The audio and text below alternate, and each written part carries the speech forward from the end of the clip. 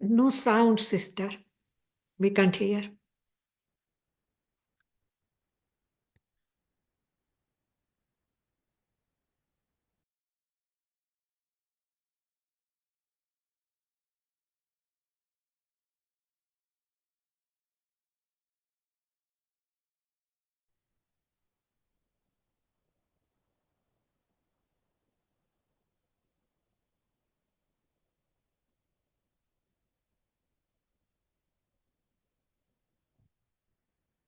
Hello, everyone. Good evening. And welcome again to this Thursday night. Trusting the inner angel.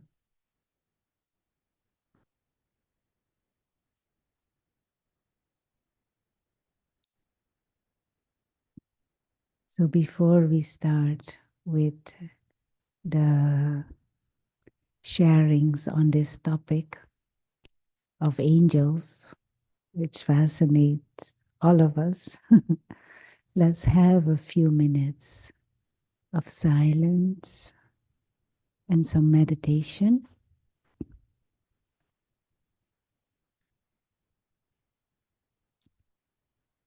So, wherever you are, whatever you're doing, just drop everything.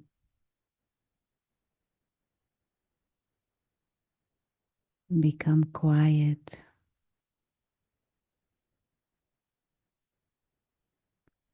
and allow your mind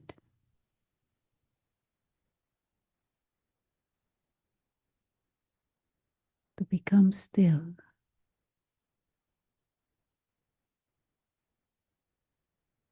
Just take these few moments, this coming hour, completely for yourself.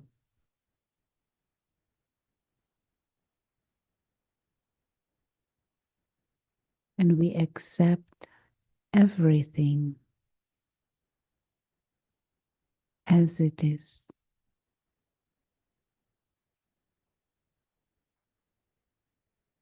Just for now.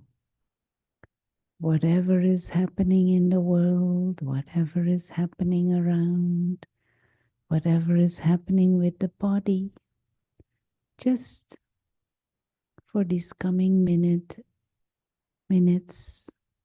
adopt an attitude of total acceptance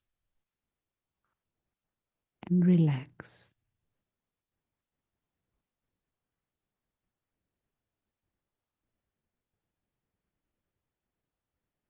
And use this time to nurture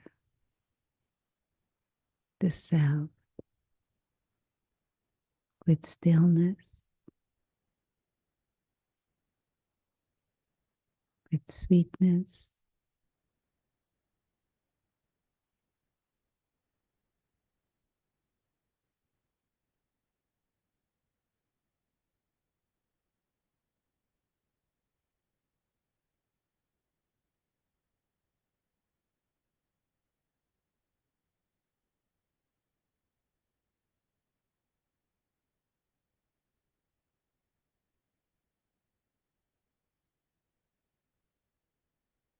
allow yourself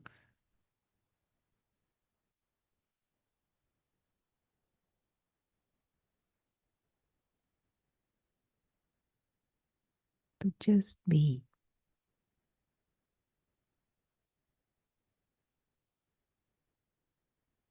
No need to do anything or be something.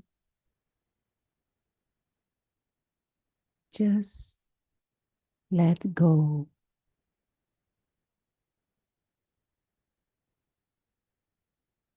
and relax the mind.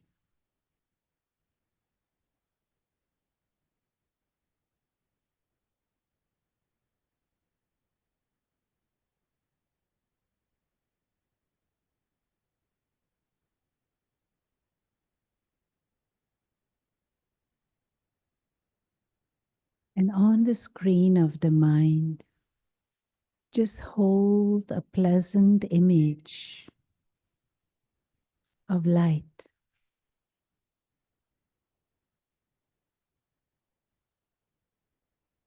Like a tiny star,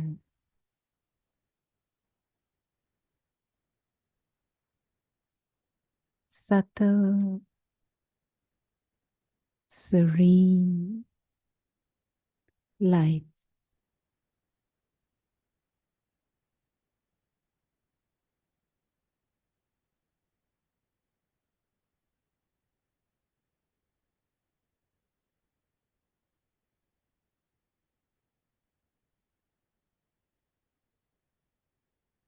And just fill your mind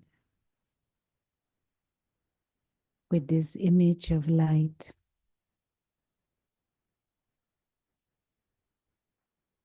with this image of silence and stillness.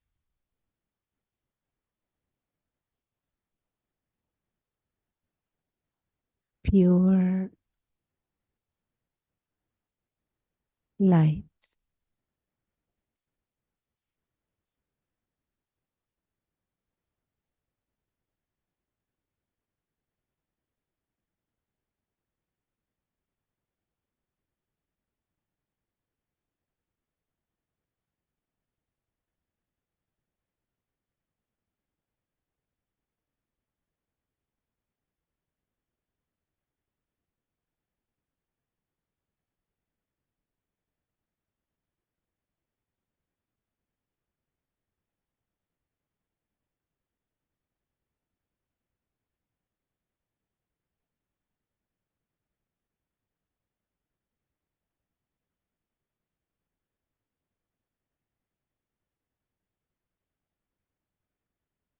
And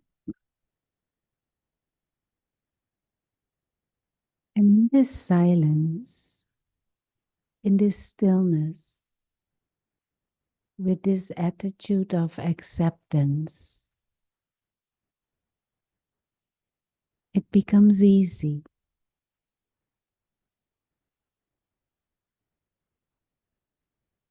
to allow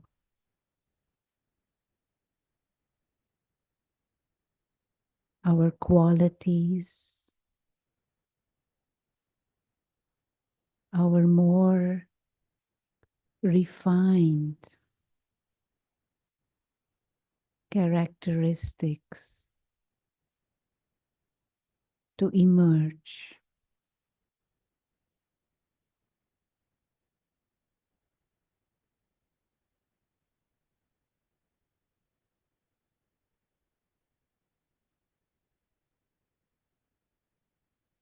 With this attitude of acceptance,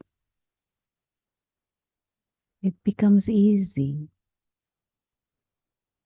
to feel light,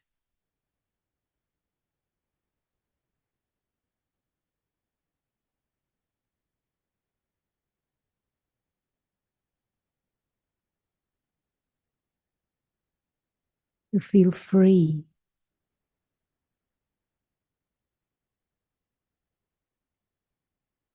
to feel loving, to feel loved.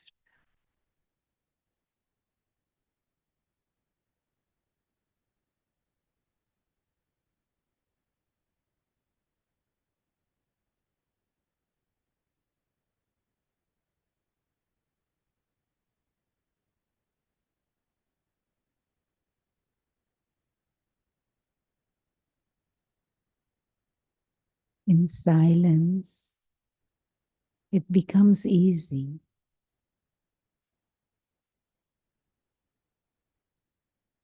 to perceive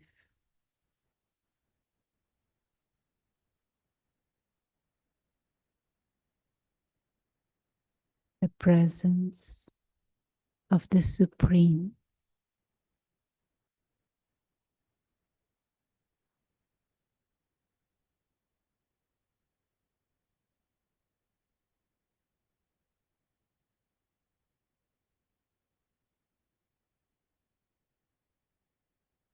So just allow the mind to feel that clean,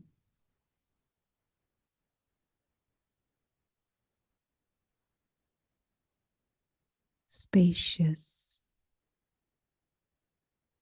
sense of lightness.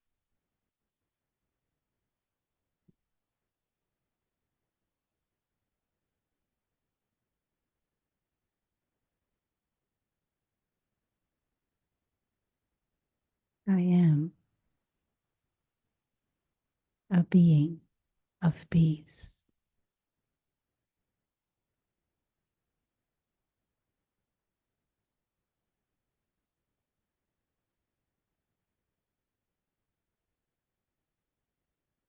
I am a being of light.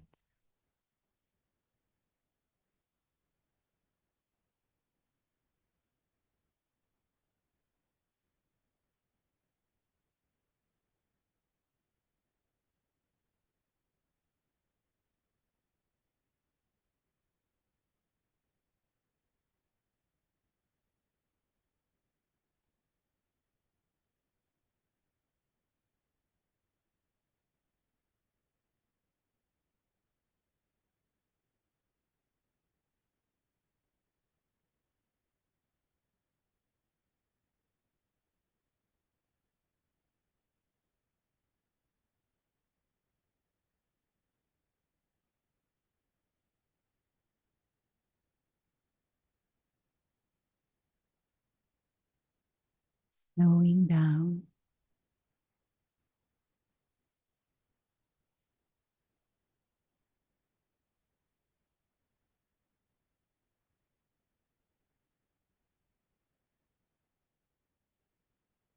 connects us with the more subtle and refined aspects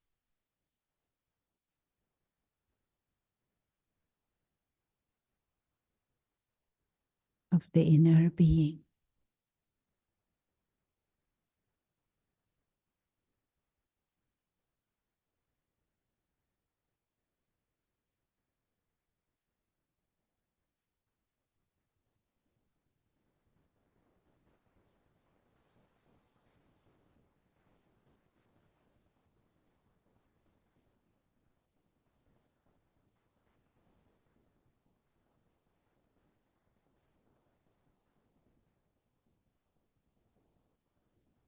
Allowing that innocent and childlike nature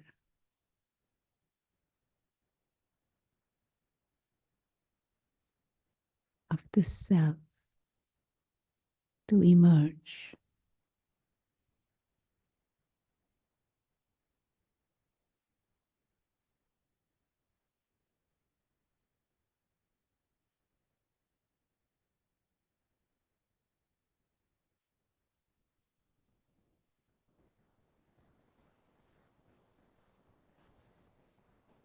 That living light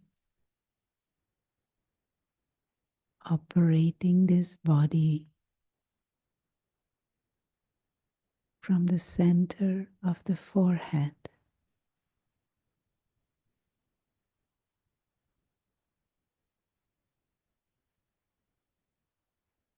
That living light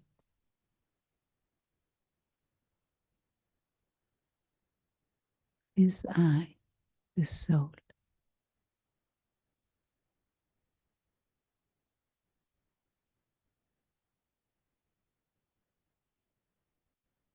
Like a subtle, invisible presence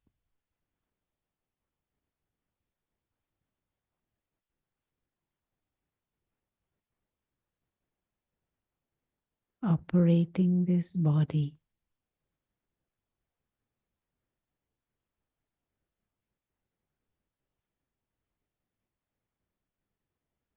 This body is a temporary vehicle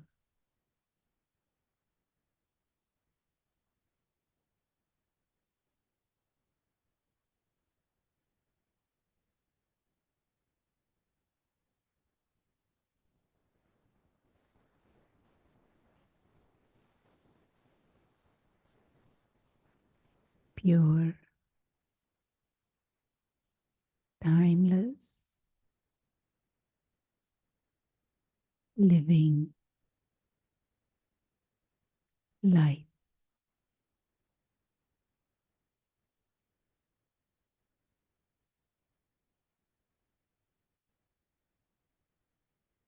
This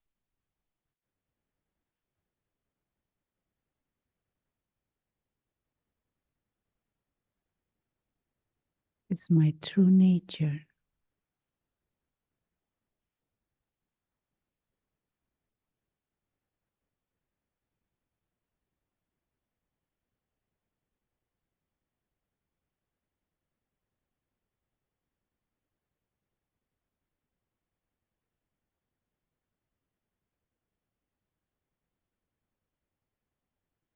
This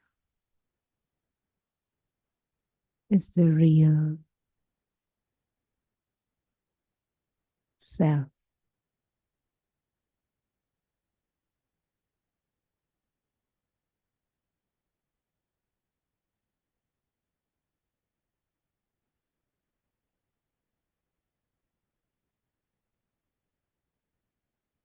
Thank you.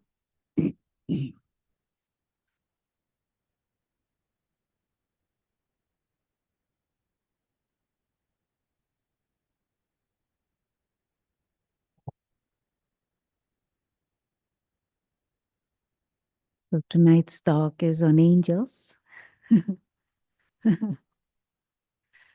And you can't talk about angels without talking about the opposite of angels. What is the opposite of angels? Devils. So the topic is angels and little devils. Hmm?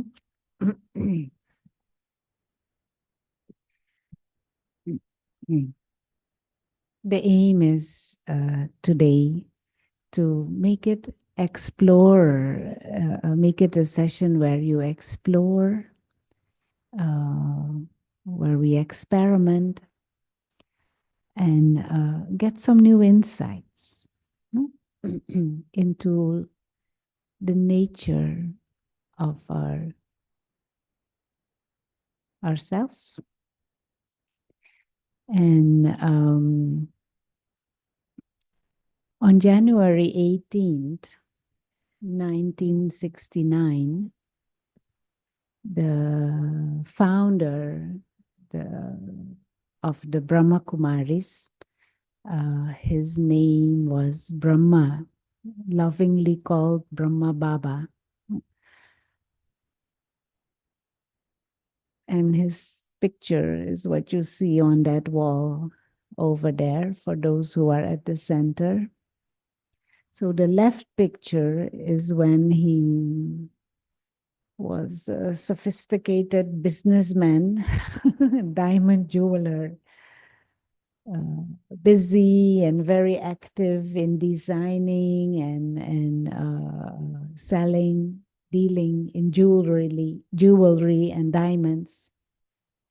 And the right picture is when he became a spiritual student, and when he became a meditator, and when he became an instrument for the Supreme to share this knowledge with others.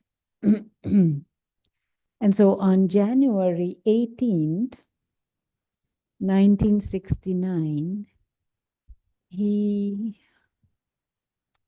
defeated the demons inside and fully emerged that angelic awareness, that angelic stage. And every year, around the 18th and on the 18th of January, the Brahma Kumaris remembers that achievement of his, but also with the aim for the self to also achieve that. And so the month of January for us is a month where we little bit extra think of angels. and where we make with extra effort, spiritual efforts to emerge that angelic stage and that angelic awareness. And to that implies defeat the demons that are also there. And sometimes these demons inside are not so little. Sometimes these demons, they kind of completely occupy our mind and rule this kingdom of ours inside. And one big milestone on this journey of meditation, this journey of spiritual growth, is to acknowledge that our innate nature, our true nature, our higher nature is angelic. And to acknowledge that these demons who are sometimes ruling our mind are acquired tendencies, are tendencies that over time we have collected and given space. And we have started to acknowledge this, and we have started to identify with it, and we have started to believe that it is normal and natural. Now, a simple example, the nature of an angel is one of peace. The nature of a demon is one of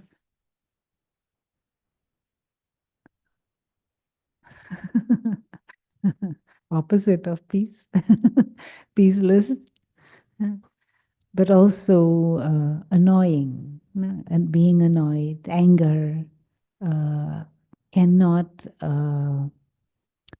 appreciate harmony, has to break, has to, you say hello, why hello? You know, how are you? Do I know you? You know, that kind of this harsh nature. And we have started to believe that that is normal.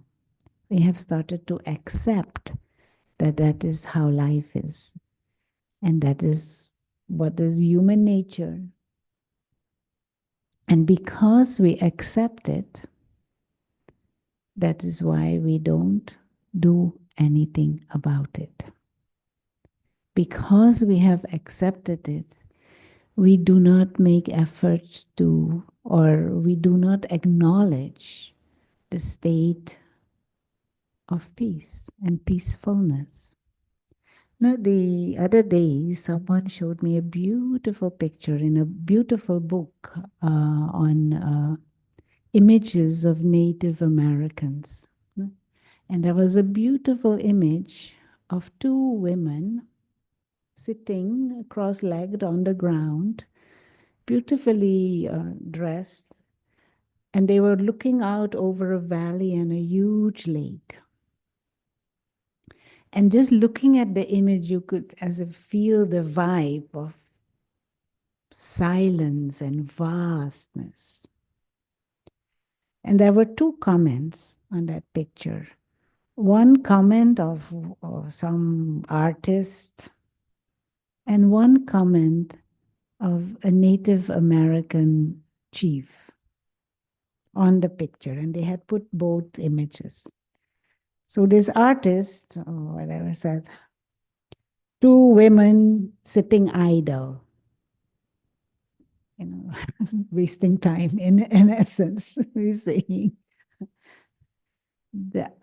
The comment of the Native American chief was, two women deeply reflecting on deeper truth and empowering themselves. Same image, two completely different perspectives. And it gave me a deeper insight. Being quiet, being in peace, reflecting, experiencing, allowing these vibrations of sweetness and of stillness and of vastness and of humility and of harmony and even a harmony with nature. We have begun to see that as not productive. We have begun to see that as idle and wasting time. And being busy and being maybe even overstressed, seeing that as normal and natural and good. And this has happened with everything, with many things. Now we stress ourselves out. We work so hard. Nothing wrong with working, and nothing wrong with working hard. But if it comes out of balance, that is also not normal, no? And so we work so hard, we stress ourselves out, we fill our brain with all kinds of information, sit behind computer screens till our eyes pop out and are painful, filled with tears. And we are so tired that we need to wake up with 3 cups of coffee. And during the day, we have to take some more coffee. And then at night, we can't sleep. So we take some alcohol and some sleeping tablets. What's wrong with us, you know? And there is not that balance. And it comes deeper inside because we have, as if, killed the voice of our conscience. We have muted the inner angel. We have muted that higher nature that says peace is normal and natural. And we can do many things, but we can do them in peace. We can do many things and we can say many things without being rude. And maybe that is normal.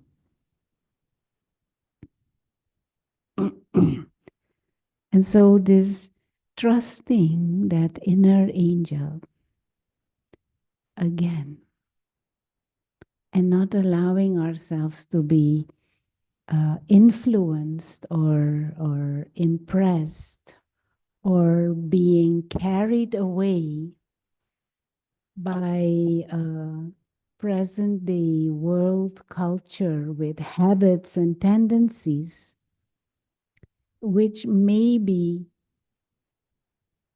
what labeled as productive, but maybe in the long run actually undermines our peace, undermines our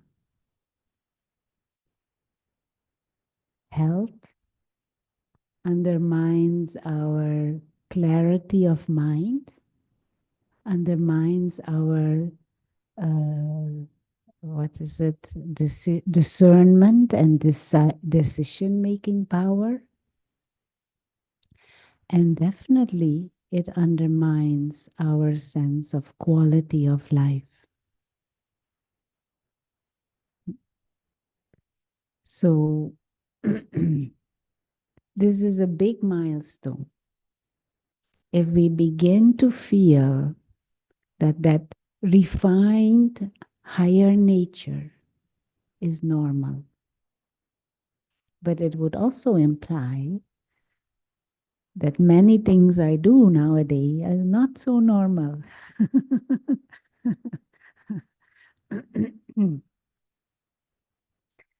And that requires a certain acceptance and acknowledgement also.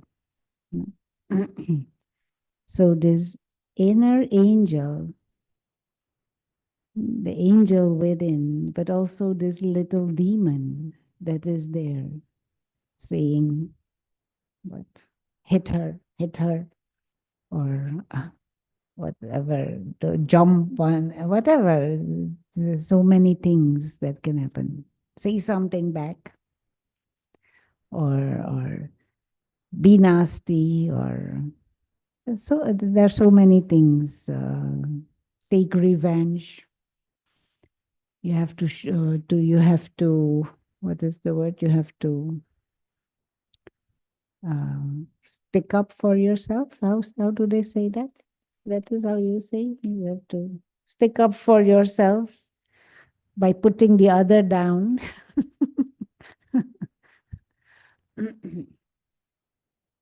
But when we do like that, we can ask ourselves, do I really feel happy with myself when I do that? Am I pleased with myself when I do that? And let's go over to the board. You want to say something at this moment? Anyone want to say anything or ask anything? Those on Zoom, and if you don't want to speak, you can also type.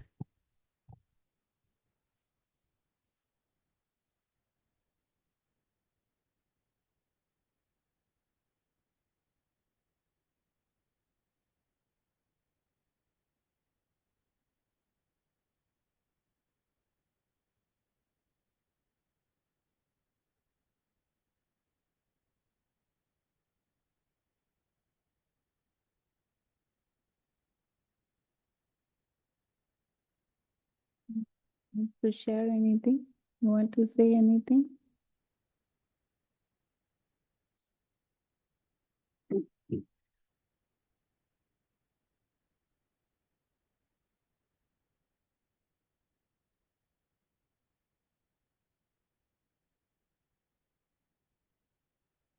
So there are two ways to look at ourselves.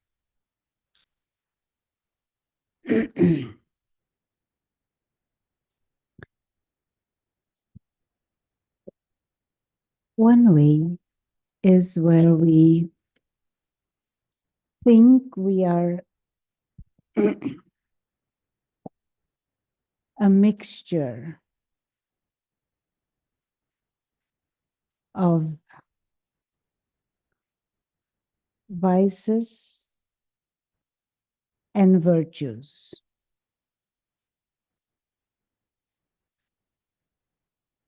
I just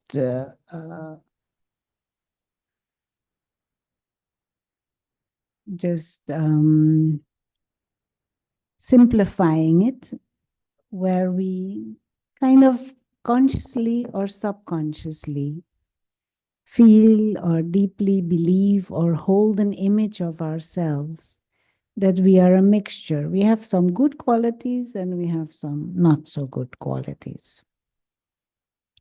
And there is a deeper acceptance of this.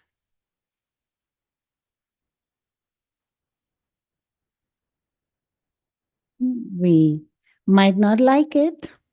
We might sometimes try to avoid certain things.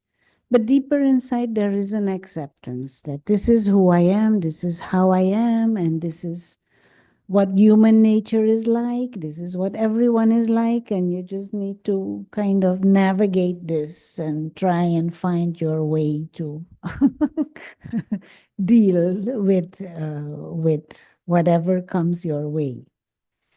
This kind of self-image makes you feel that you are not really in control. Huh?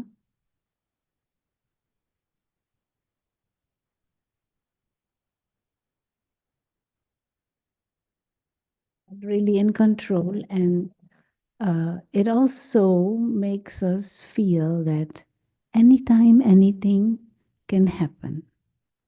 So life is unpredictable, but not only unpredictable, it can be unpredictably nasty. And that state of being as if almost like anxious all the time, almost like insecure all the time. Because anything unpredictable can happen and anything unpredictable can emerge within me. That makes us feel very unstable. And we do not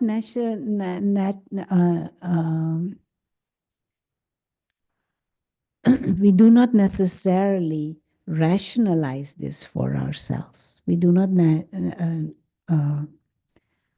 necessarily think of ourselves in this way consciously, but this is kind of how the inner dynamics functions. And it puts us in a state of insecurity and some level of anxiety all the time, all the time. And to try and solve this, we try to put things externally in place to feel kind of some control. No, we work hard for certain things, a job, some money, some salary, a certain house, to try and control things a little bit. But there is always this inner tension going on. And this insecurity and anxiety actually is the feeding ground for more of this to emerge and to be strengthened.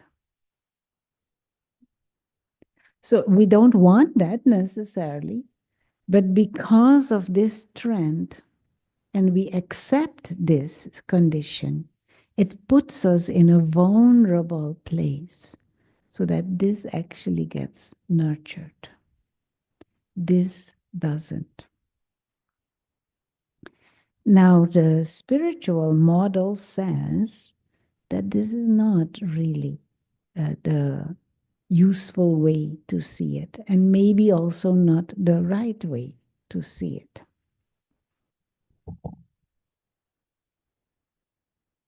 The spiritual model says you are not a mixture of good and bad. You are not a mixture of vices and virtue. You are innately, so this would be devil and angel. You are angel innately. Your original and your innate state is one of peace, is one of wisdom, is one of security, is one of love, is one of freedom, is one of playfulness, is one of peace, is one of joy, is one of power. This is who everyone innately is. But we don't,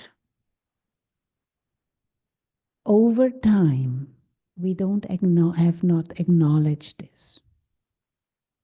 Over time, we have started to identify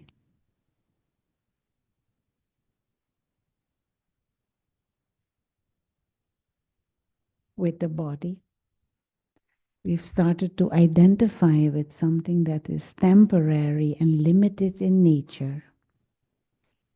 We have started to believe that over time, this doesn't go from one day to the next. We started to believe, okay, I'm maybe angel, but I'm also limited. I'm also human.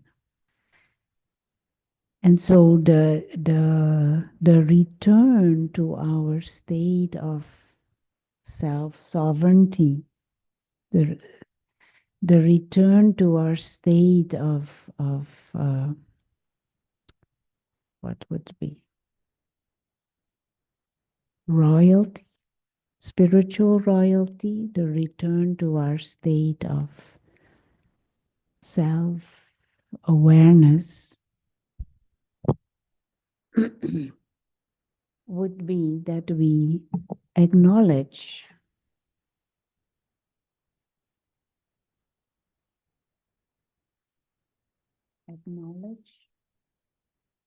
accept, know ourselves, know ourselves as angels. And whatever weaknesses or defects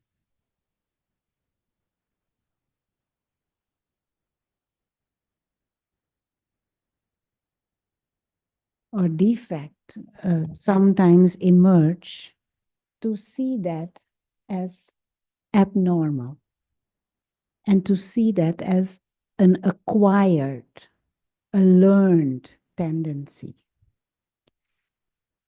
and that is not part of your innate natural state. Just like illness. Say, for example, um,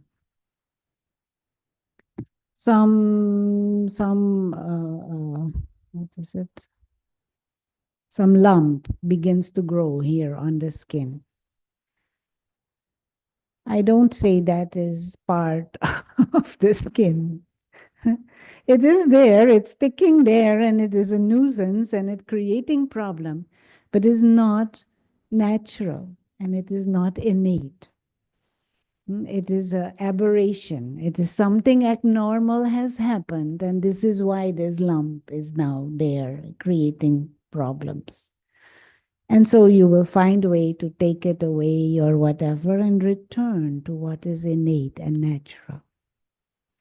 So if we can look at this little demon inside, who may not be so little sometimes, as abnormal, as acquired, as a phenomena that has emerged over time because of laws of awareness of true self, because of not having practiced or not having put ourselves in a state where we can experience the angelic within us. We lose this. And then we start accepting this lump to be normal and this lump to be me. But just like that image of those Native American women, they are nurturing the angel. But we have created a society and a life and a lifestyle where we don't do that. And we don't expose ourselves to the experience of emerging those refined feelings. And so we ourselves stop believing that we are that or that we can be that. And maybe even that is normal and natural. That's it. And this is what meditation is about. And not only meditation, also company like this, where we are together sharing, tuning in to that vibe. And more we do that, you make it normal again. And then it doesn't mean that this little demon doesn't try to come up every now and then, but at least you are not acknowledging it anymore as natural and normal. And you say, this is illness. This had to go. Where's my medicine to get this out of the system? But the biggest challenge, I think, for society in general and also as individuals is to begin to acknowledge this beauty and truth and goodness as the real you and the only you. Everything else is acquired. But like you say, there is a mixture of vices and virtues. For example, being secure and insecure. I know I want to feel secure, but there is not a feeling inside that is, I don't feel secure, even though my mind is saying, yes, be secure of yourself, of what you have, of your companions, but still that insecurity is there. How do I do to maintain that secure, be secure Come myself? back to that. Come back to that. No, we were saying, I think you were away.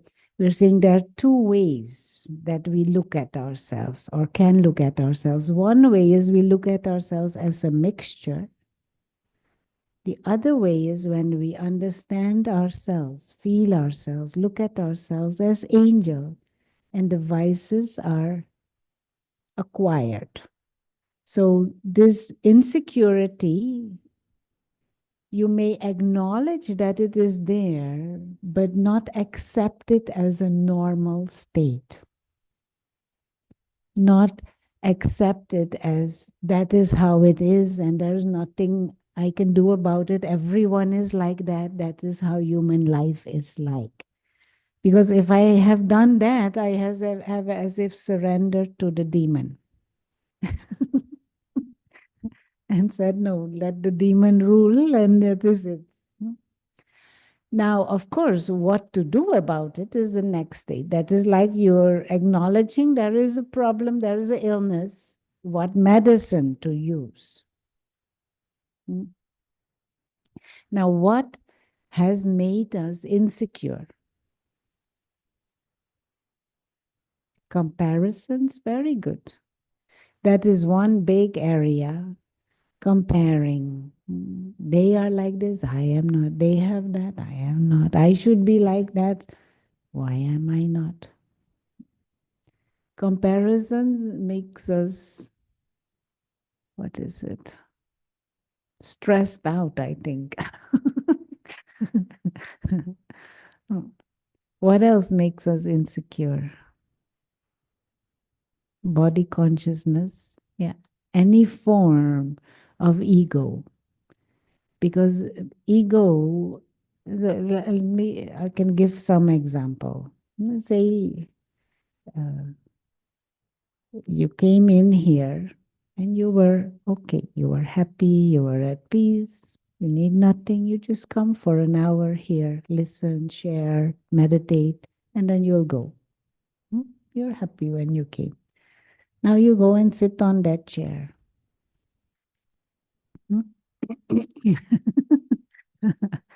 And after a while, you think, oh, this is a nice chair, pleasant chair. It sits comfortably. It's nice and soft. Nice chair. And you were, when you came, you were secure, no problem. Now you're sitting on that chair and you like the chair and you like it very much. What is the next thought?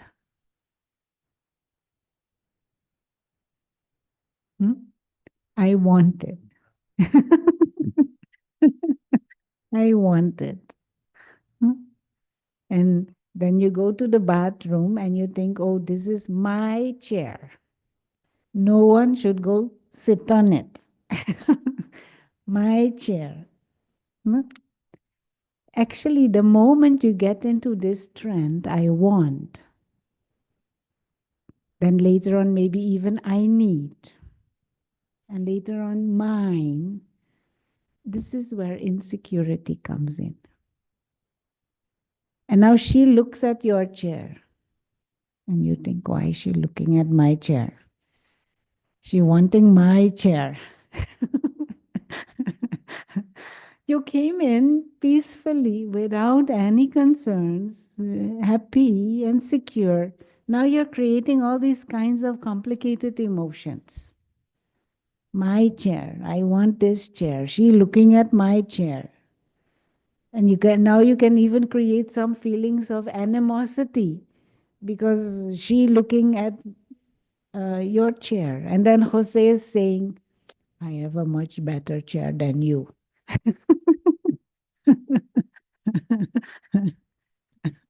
Huh? But she's still looking at your chair. So you think, wait a minute, maybe she can take my chair. So I should get another one just in case. So then you go sit on two. Now two are my chairs. Now she's looking at both your chairs. No, I'm giving silly examples. But when you came in, you were happy and okay, no problem. Now, because of this growing attachment and identification, with this chair, you're creating all kinds of peaceless feelings and thoughts. And it is very possible that you go away thinking, oh, I can't have that chair. I want that chair. So a little bit sad and little bit feeling of animosity to her because was looking too much at your chair. And Jose, you don't like Jose because Jose said he has a better, bigger chair. So you avoid getting into the elevator with him. Or you try to go first, or you understand? And this is a silly thing. But this is the reality of what is happening within us. And this is just a chair. There are so many other things. And all these thoughts of insecurity that lead to feeling of loss or feeling of disappointment or feeling of anxiety or feeling of animosity or feeling of competition, they are created in our own mind, fabricated. And much of it is based on some funny, silly illusion. Chair is not yours in the first place. It wasn't yours, and you were not missing it when you came in. And now you have created this big illness inside and feel properly miserable and still go without the chair.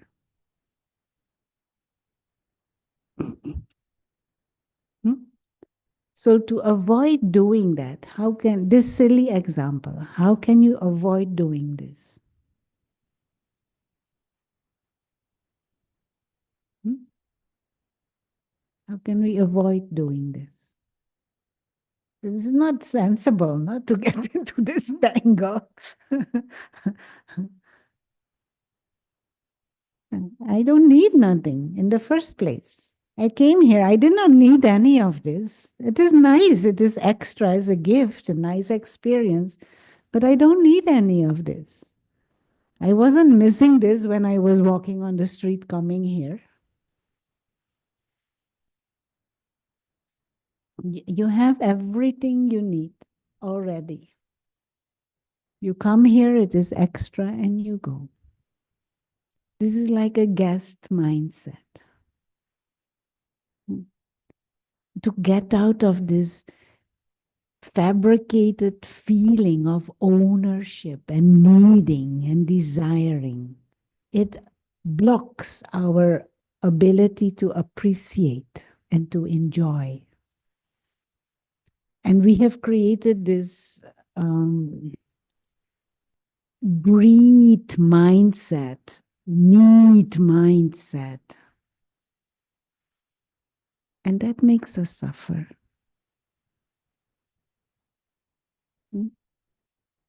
And that is not normal. Because this whole thing, for example, of ownership, can we truly, if you look at it from a broad perspective, can we truly own anything? Not truly. Because even this body, you use it. You have received it on loan from matter, from nature. Someday, you will have to give it back. So even if even this body is not mine, can anything else be truly mine? You can use it, but use it as a trustee. And if there is no feeling of ownership, there is also no feeling of loss. And also no feeling of potential loss. And this feeling of loss or potential loss is what creates insecurity and anxiety. Now, of course, there are gross physical things, but there are more subtle things connected with feeling of loss or ownership.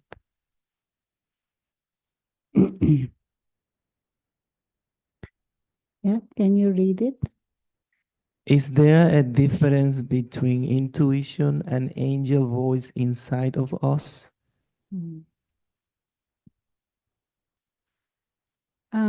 Intuition is a bit is an ability that we have, but the demon inside us also has intuition. So we need to separate that. Intuition is a kind of an instinctive, a more subconscious knowing, or a knowing that you do not necessarily have rationalized or analyzed. It comes from impression. It comes from impressions and inclinations and tendencies that we have acquired in the past. Now we have angelic impressions and tendencies, but we also have, it's a bit strong word, devilish impressions and devilish vices, tendencies of vices. And they also have their own intuition. Yeah, from greed, we also intuitively can behave in a certain way, or from arrogance. So not every intuition is necessarily angelic.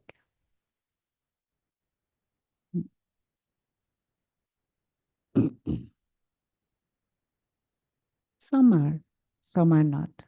This is why we need this power to discern.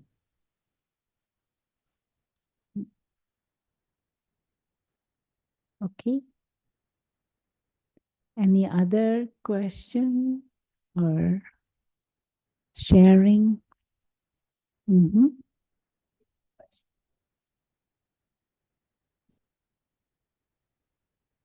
Maybe just a question following up on the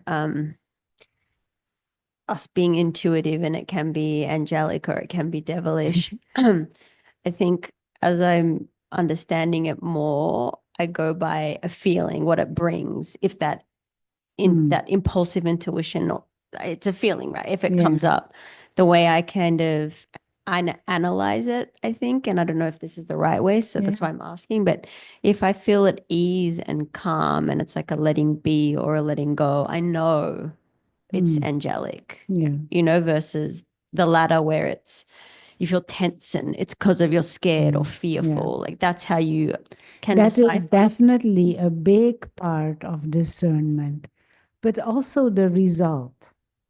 And so sometimes it is useful to think, if I do this now, what will be the result? Because many of us we are kind of programmed in our present day human behavioral society to act based on past. And instead of act based on what we would like to see in the future. And because, for example, somebody is with you, your intuitive reaction might be to fight back.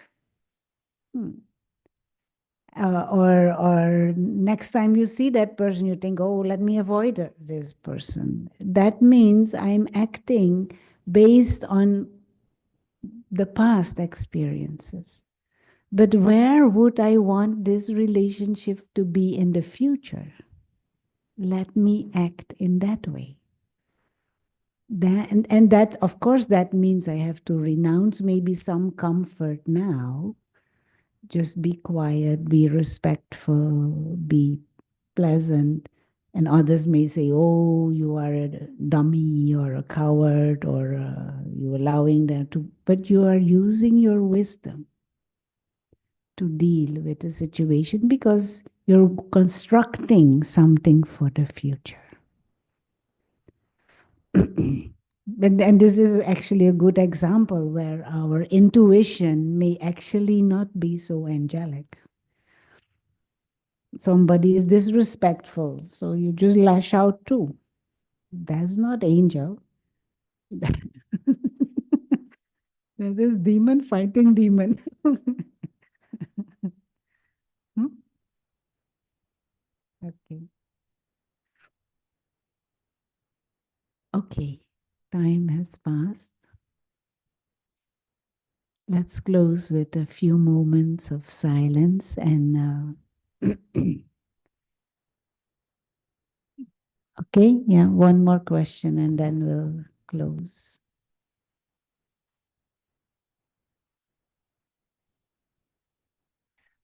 It says, do the devilish tendencies, our negative tendencies, come from past life interactions? If so, can we just brainwash ourselves to assign those to them and then we can proceed forward? Much of it is from this lifetime. I would not bother too much with all kinds of in-depth trying to analyze past life. Even whatever came with you as baggage from before this life, it's still in this life acting. And so, but true, it is baggage that has come with us, but it is not rigid. That is what is useful to know.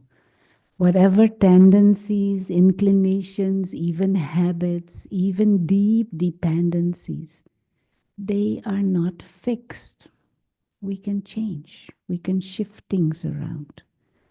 And especially if we acknowledge that the angelic is innate, it becomes even more easy to not acknowledge whatever has become mixed into us. And of course, I am acknowledging also that this demon has really taken root in us. It will not just go away overnight. It needs regularly attention and regularly acknowledging and emerging and exposing yourself to an environment where this can be nurtured regularly over time. But none of our little devils is fixed. No, they can grow, but they can also diminish. But it requires attention.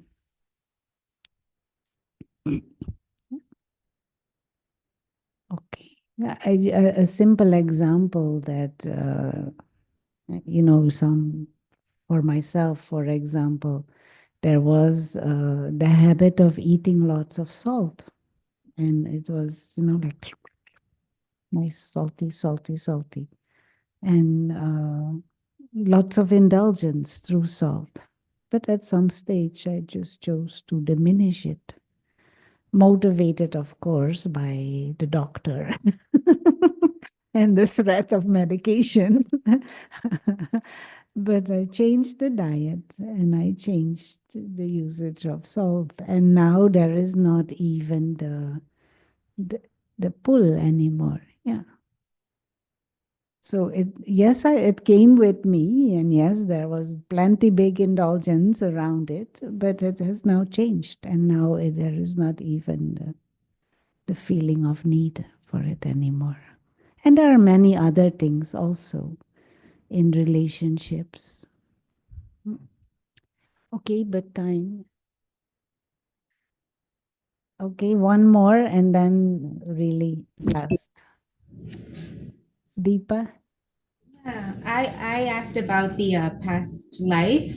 Can you hear me? I asked about the past life, and I was wondering what if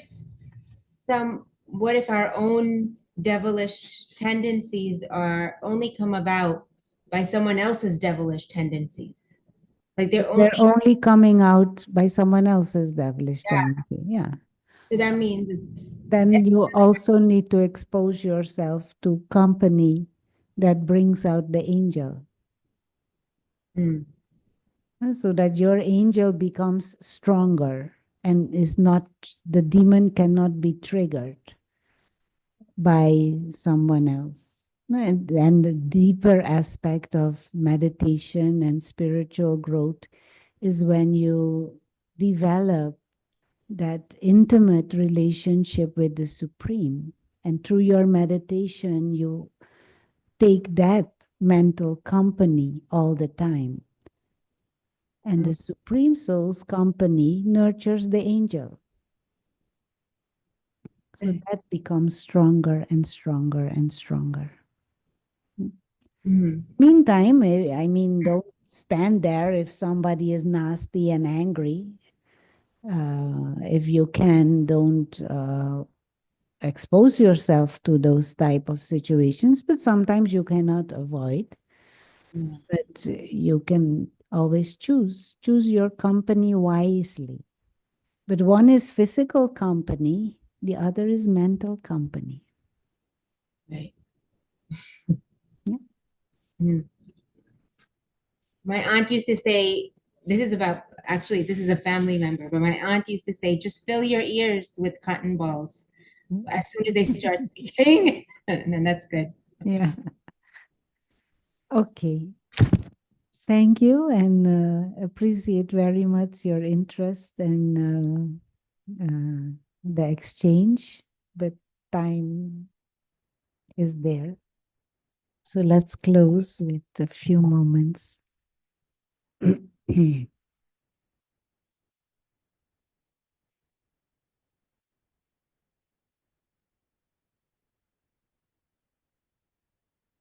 just allowing the self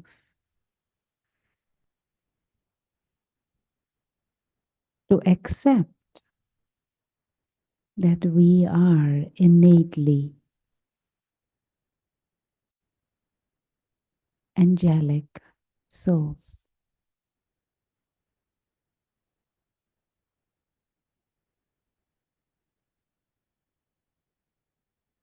Invisible, immortal, timeless beings of light.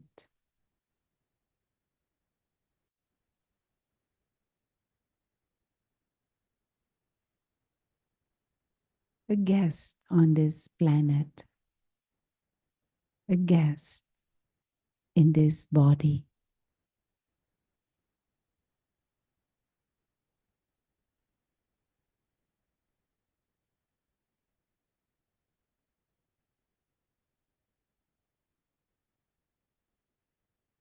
A being of love, a being of peace.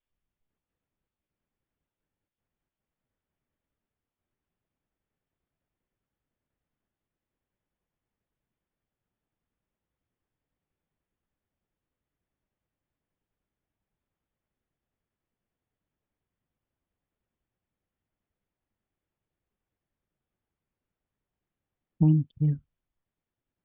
And Om